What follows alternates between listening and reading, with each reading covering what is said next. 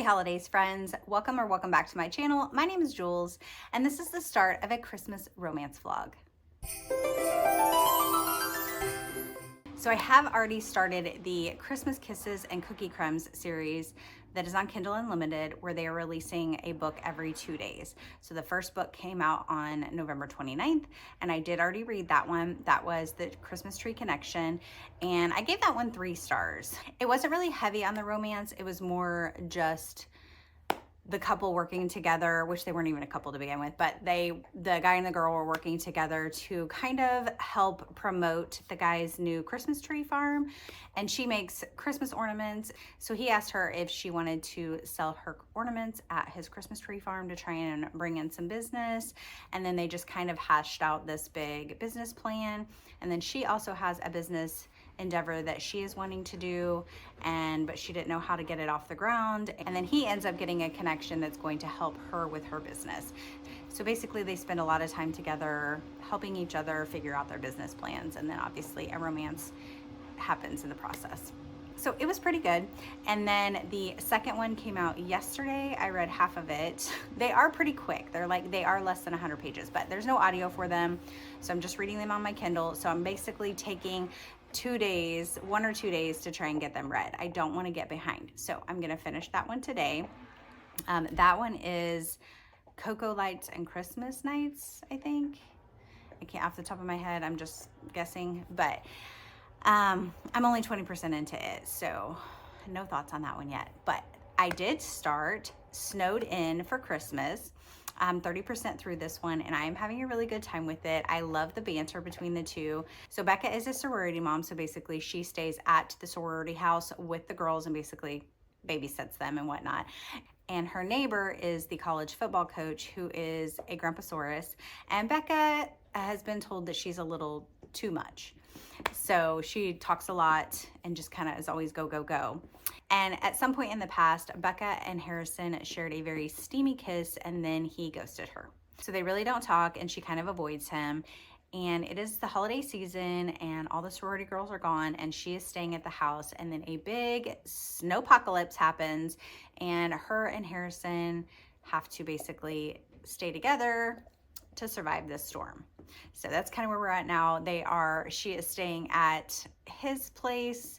There is no power, and they are just basically kind of talking about their families and kind of getting to know each other better, because they really don't know anything about each other. So it is really fun. I'm having a good time with it. So I will come back with my thoughts on that.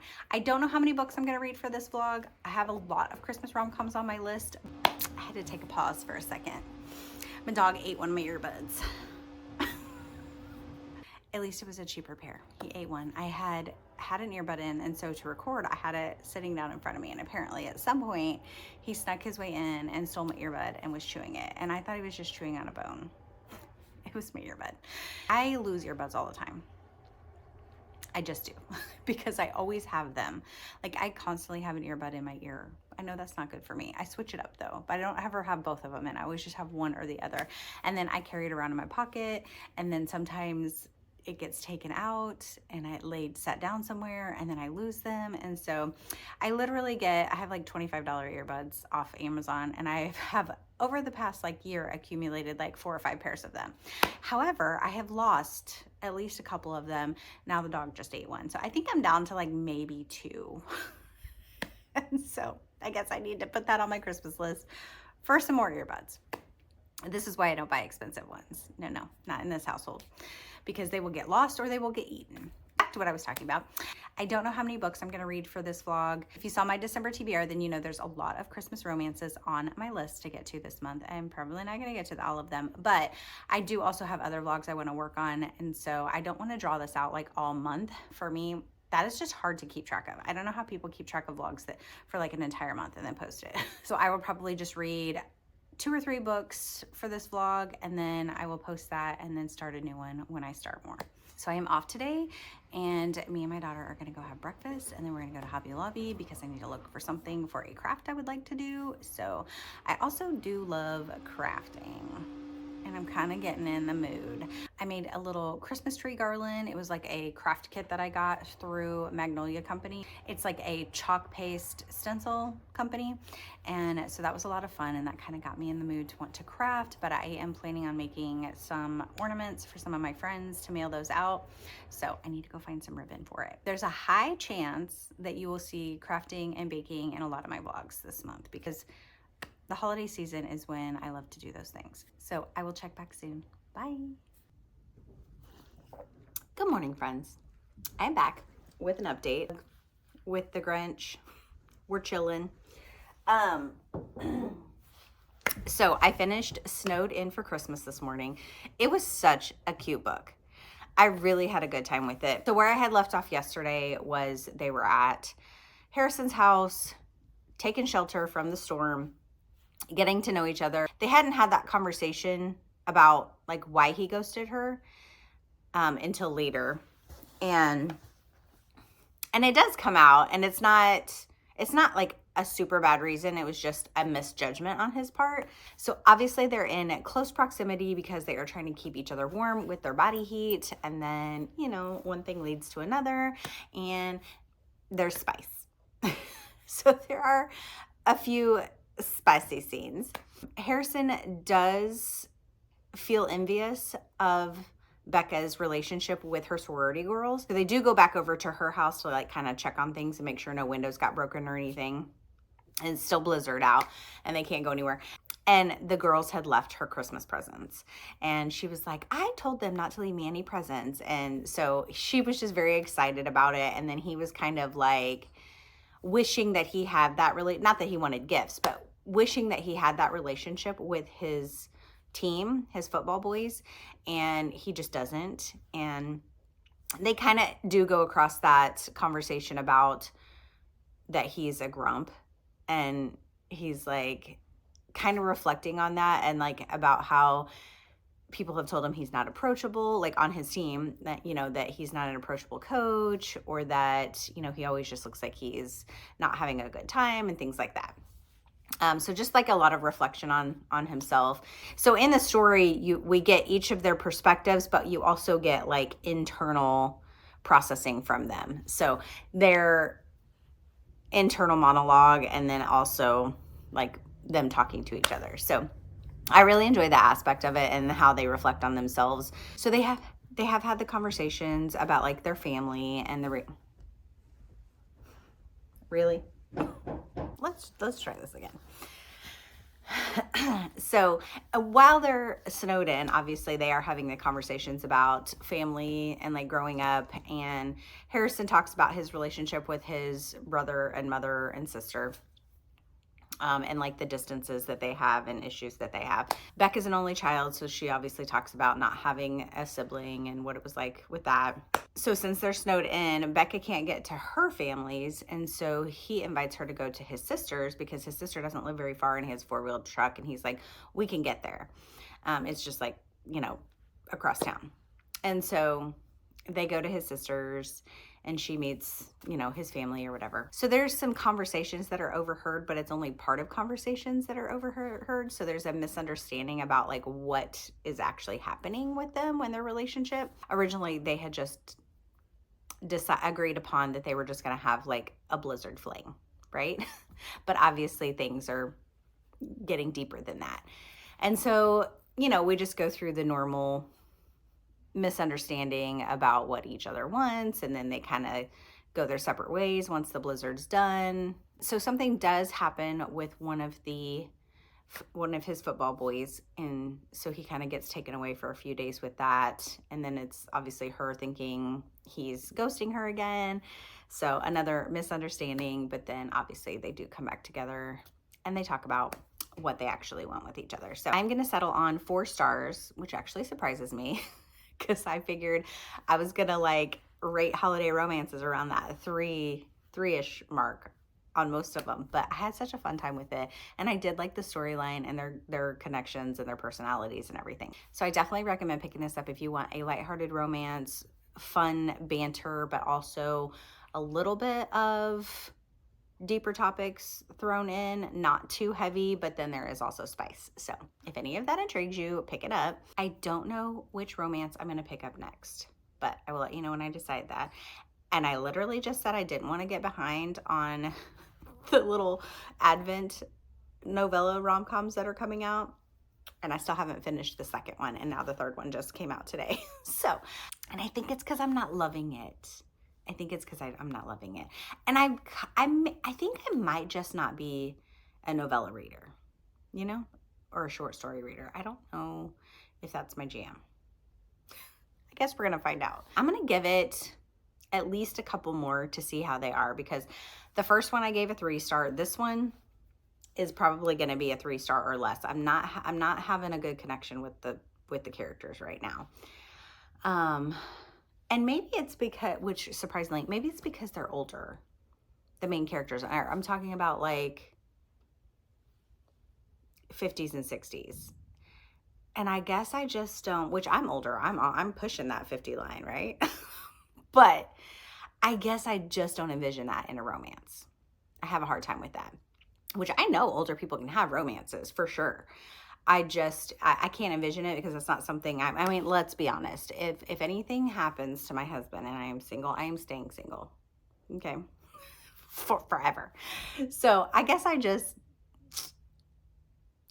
can't put myself in that situation for me to be like, oh, that's so cute. I'm just like, man, this is weird. Anyway, like, I just don't want to read about it, I guess. So I don't know.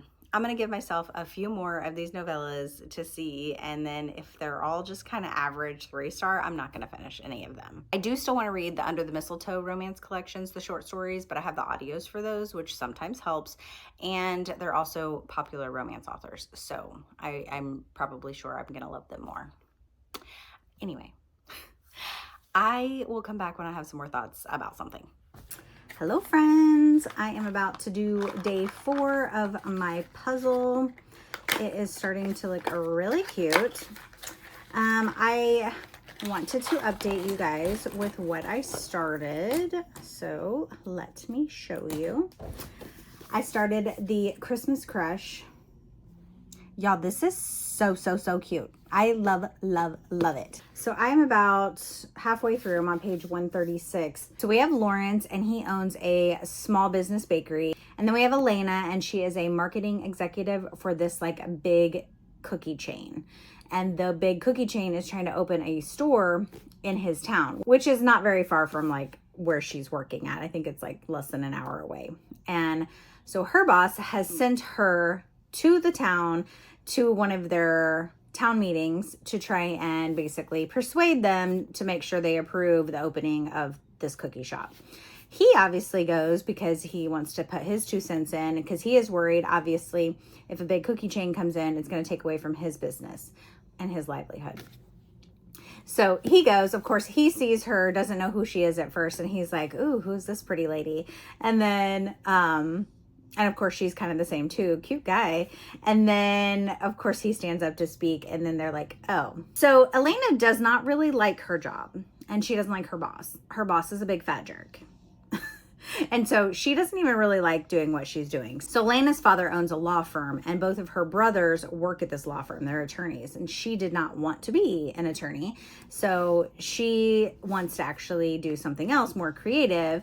And she wanted to go to art school, and her dad was like, no, I'm not paying for that. And so they compromised, and she got this marketing degree, but she's not happy doing what she's doing. So the town council basically told her that there's some things they have to think about before they make this decision. Her boss is not happy about that. He's like, you need to do your job. He's just, like I said, real jerk. And so she finds out that there's like this local bakery cookie exchange type thing happening, and she's like, we need to take some of our cookies in there so that they can see them. And of course, so does Lawrence. So they show up, and they're at this cookie thing, and it's like basically a big cookie swap between businesses. They obviously are doing a little bit of flirting, and she's like, why am I flirting? I should not be flirting, but she like couldn't stop herself. They announced that there's going to be like a big cookie bake off that the winner could win like $10,000. Of course, she's not a baker, and it's only to local bakeries, and they're obviously are a big chain, so she can't do it, but he wants to do it so he can try and get this money to help with his business, because they did just raise his rent. So in the process of all this, they start kind of talking and flirting, and he asked her out on a date. They've gone on a date, and she's trying to figure out if, because she really does like him, and she's trying to figure out if she can see him without it jeopardizing her job. But she's also contemplating quitting her job. So it's just so fun. It's so swoony. And the bakery talk in here is amazing. Like, he takes her on a tour of his bakery, and then he's just like, the way he talks about ingredients and all the things that are in it, it's just so good. I did notice that there is a recipe in the back for cherry chocolate sweethearts. They're like a sandwich cookie, like has the bottom and then the jam in the middle, and then the top cookie has like the little window cut out of it. I think I'm gonna have to try and make these. I will come back and let you know my final thoughts once I finish it up.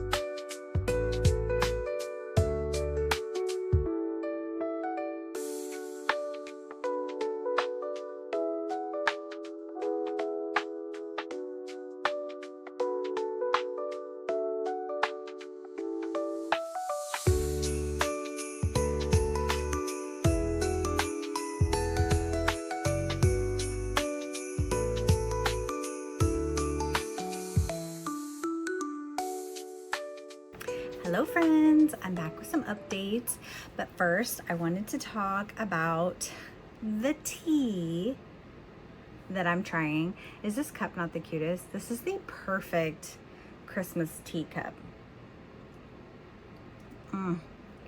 This tea is so good.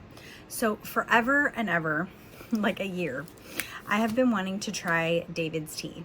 And I finally pulled the trigger and was like, I'm gonna get it, because they always have around the holidays. I wanted the Advent box, but it was sold out. So I went ahead and got some of their sample boxes. So the boxes themselves are so cute. And then you open them up and there's 8 samples in there. And they come in these cute little tins. And they have what they are on the bottom of them. So this one has strawberry rhubarb parfait, salted caramel oolong, pumpkin Earl Grey, maple chai, alpine punch, pumpkin chai, organic cinnamon rooibos. I don't know how to say that. Rooibos, maybe? I don't know if that I is really pronounced in there. Anyway, and horchata chai. So the one I am trying today is the maple chai. It is good. Delicious. And I don't usually put I usually do the tea first, taste it, see if it needs sweetener. I like a sweeter, I don't like really sweet tea, but I like a little bit of sweet tea, you know? And so usually I'll just put honey in my teas if it's not. But I tried this one, y'all. It does not need any sugar. It is just sweet enough. And it has that, like, it's a spice. And then the second one I got is this holiday teas. Is that box not the cutest? I'm gonna save this for something. I don't know. Because you can take out these inserts and this little box, and it looks like a little postcard. Like, I feel like it's gonna be cute for storage of something, maybe little ornaments or something. I don't know. So this one has Jack Frosted Mocha, which is a mocha and mint, vanilla cappuccino, which is coffee and vanilla, winter Earl Grey, which is bergamot vanilla, clementine cheer, which is orange and cream, snowball fight, which is coconut and white chocolate. That sounds so good. That's this one. Look at this. Silent Night, which is orange and spices. Oh, that sounds good too. Sleigh Ride, which is hibiscus and cinnamon. I don't know about that. And then organic peppermint, which is just a peppermint tea.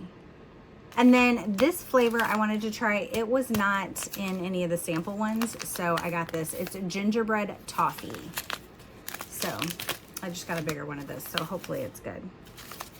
Haven't tried that yet. But yeah, speaking of the peppermint, my uncle made me a whole big tin in my of these peppermint pretzel things. They are so good.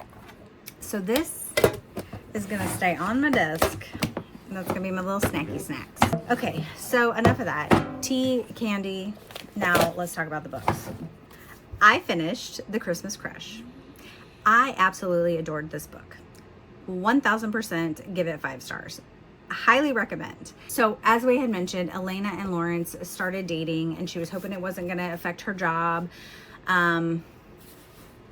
They are really liking each other. They have a great connection. Their chemistry and their flirtiness is just so swoony.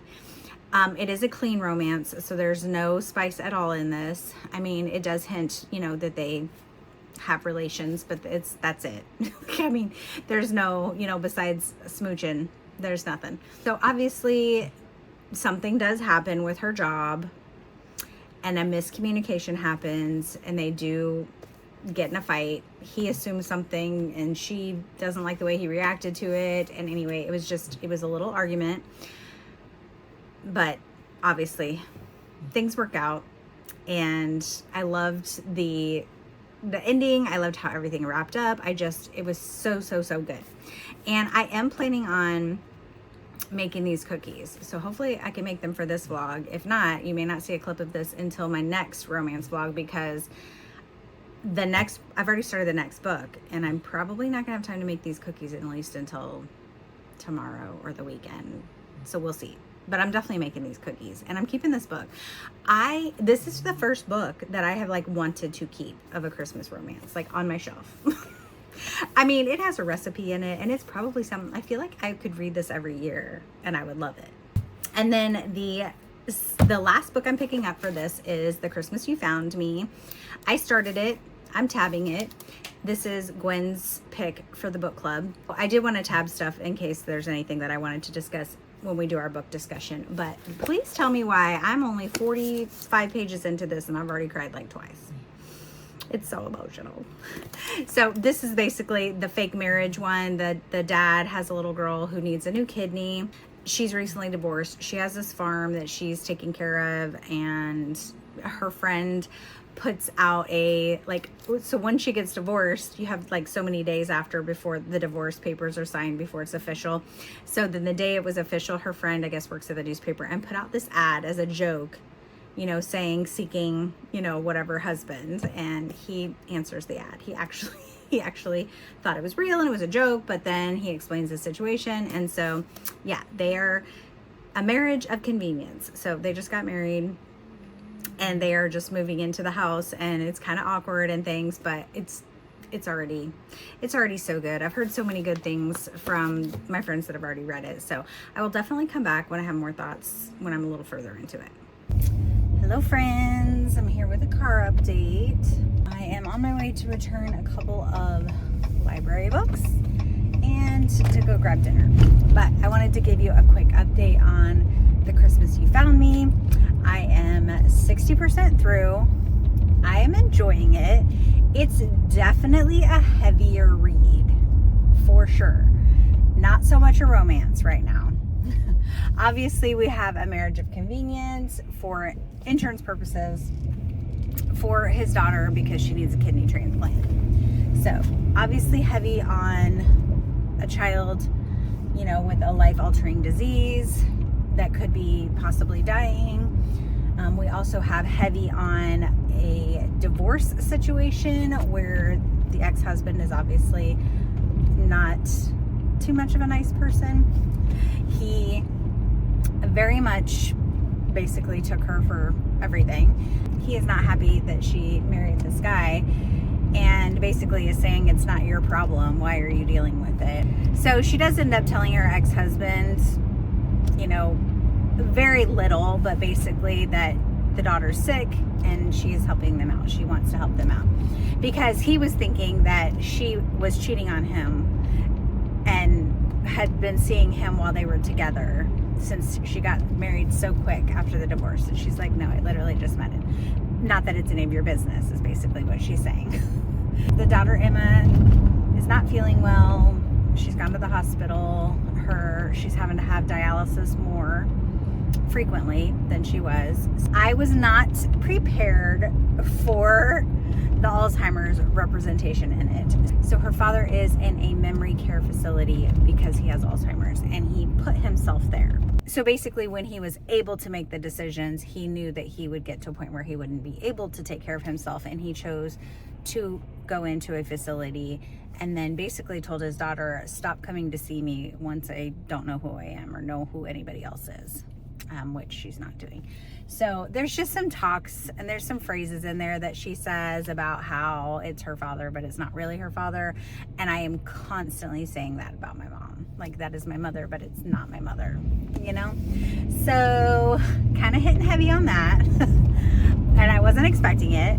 So the book has already made me cry like a minimum of 3 times maybe, and I'm only 60% through it. So I know it's probably going to be a hot mess by the end, but I am enjoying it. Hey friends, I am back with an update on The Christmas You Found Me. I loved this book. Look at my tabs. Definitely not a light and fluffy romance by any means. So if that's what you're looking for, this is not it. This is a very heartfelt, hard-hitting romance. And the romance is a very slow building. So obviously, since it is a marriage of convenience for the purpose of getting insurance for his daughter, that the romance is not there. And they go into it with the expectation that they may or may not stay together. So they're just in it for the sake of the daughter so that she can get a kidney transplant. And you know, what happens after, they don't know. The majority of the story is them in this new relationship, in this new like living arrangements, and kind of getting to know each other.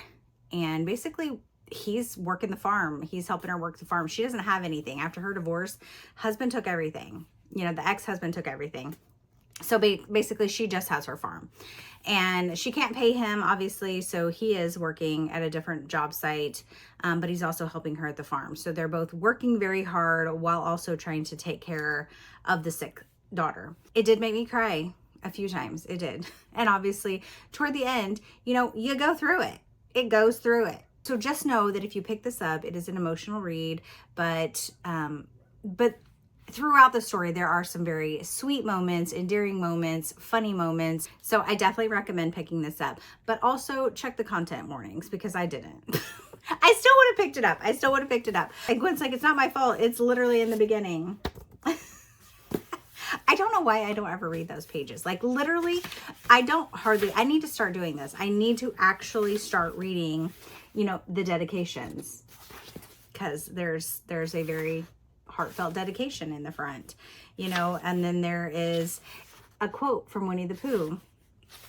There is content warnings, there is acknowledgments, and the acknowledgments are also very heartfelt. So just know that going in, maybe read those. But I definitely loved it. 5 stars, had a great time with it. I am going to make cookies, so I'm going to throw that in at the end. So make sure that afterwards you stay so you can see a little clip of the cookies that I'm gonna bake. But I wanted to go ahead and get my video part wrapped up and done so I don't have to go back and do it later because I will probably forget.